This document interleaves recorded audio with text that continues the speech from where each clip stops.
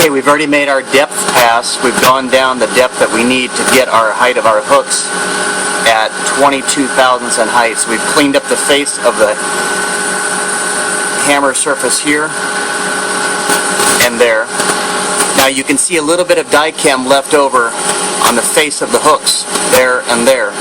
It's cut some of it off here and a little off the top there, but nothing on the bottom.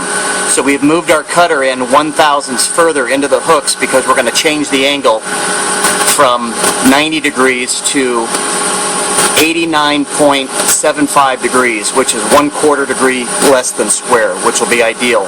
We'll have a very precise hook on our hammer here.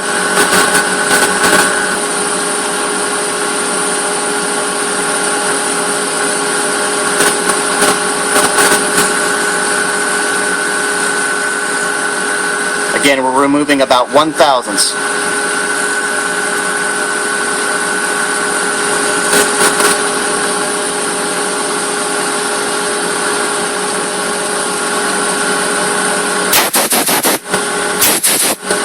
You can see we've only got a little bit of die chem left, which means we're going to move in about another 1/2 thousandths.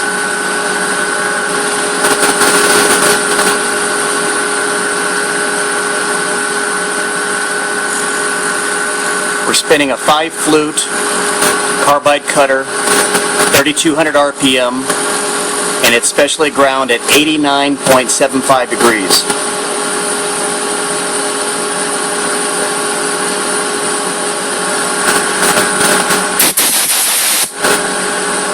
Okay, it looks like we've cleaned up the entire face of the hooks.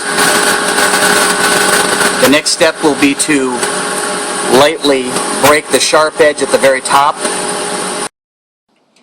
Okay, I'm finishing up the last step in prepping the sear. I've already cut the sear's primary and breakaway angle, and I've started polishing them with a 1000 grit lapping compound, and now I'm finishing up with a 2000 grit lapping compound.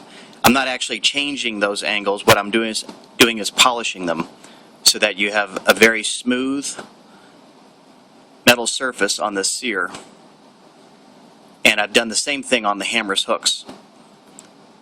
When this trigger job is finished, this trigger will have zero creep, and it'll bear evenly across the hooks on the hammer. This is a little bit beyond what is necessary for a good trigger job, but this ensures that you have an excellent trigger when you're done.